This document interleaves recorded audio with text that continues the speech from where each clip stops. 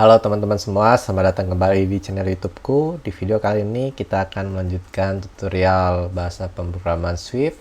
Kali ini kita akan mulai memasuki pembelajaran tentang bagaimana cara mengatur flow dari program atau aplikasi kita. Jadi di sini kita akan coba membuat if else. Jadi apa itu if else? If else adalah salah satu metode yang bisa kita gunakan untuk mengatur alur dari program itu berjalan. Untuk sintaksnya sendiri, if else itu dituliskan seperti ini kalau di Swift. If, terus di sini kondisinya. Kondisi ini yaitu nilai yang menghasilkan nilai boolean ya, yang true atau false. Lalu kurung kerawal buka dan tutup. Nah, di dalam kurung kerawal ini kita akan tuliskan kode kita. Jadi seperti ini untuk sintas if. Jadi misalnya kita coba buat contoh programnya ya. Misalnya kita buat variabel result yang isinya adalah 50.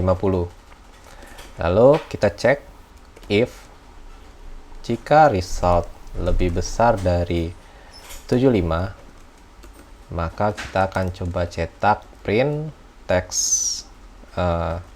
selamat Anda lulus. Nah, sekarang kalau kita jalankan, nah bisa dilihat teman-teman, saat ini print teks selamat Anda lulus itu tidak tampil di hasil program kita karena kondisi ini tidak terpenuhi. Jadi 50 lebih besar dari 75 itu menghasilkan false, makanya dia tidak masuk ke blok kode berikut. Nah, sekarang coba kita ubah nilai variabel result jadi misalnya 80. Nah, kalau sekarang seharusnya dia akan menampilkan selamat Anda lulus. Coba kita jalankan. Nah, seperti ini teman-teman, dia akan mencetak teks selamat Anda lulus. Nah, bagaimana caranya kita menghandle jika nilai dari kondisi ini bernilai false? Nah, itu kita bisa gunakan else statement seperti ini. Jadi di dalam blok code else ini kita bisa handle ketika nilainya bernilai false. Sebagai contoh kita coba print saja maaf Anda tidak lulus. Lalu coba kita running. Nah, kalau sekarang karena persamaannya itu bernilai true, makanya yang teks maaf ini itu tidak tampil. Nah, sekarang coba kita buat false dulu. Terus kita jalankan. Nah, yang tampil sekarang maaf Anda tidak lulus. Nah, begitu untuk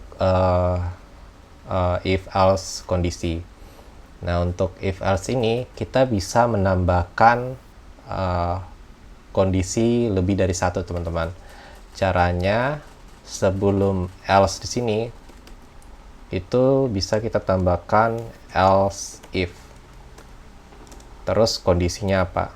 Misalnya jika resultnya lebih besar dari 60, kita akan cetak oke, nilai Anda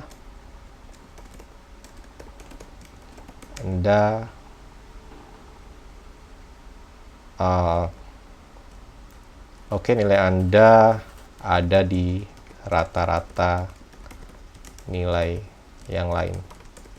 Oke, agak panjang ya. Terus else-nya bisa kita taruh di akhir else if-nya. Nah, sekarang kalau kita running, ini akan tetap ya, dia akan menampilkan maaf Anda tidak lulus, karena dia akan mengecek seperti ini, teman-teman. Jadi dia akan mengecek kondisi pertama, jika nilai resultnya 60 lebih besar dari 75, ini false. Dia akan mengecek ke kondisi berikutnya. Nah, sekarang apakah 60 lebih besar dari 60? Itu false juga, jadi dia akan mencetak nilai maaf Anda tidak lulus.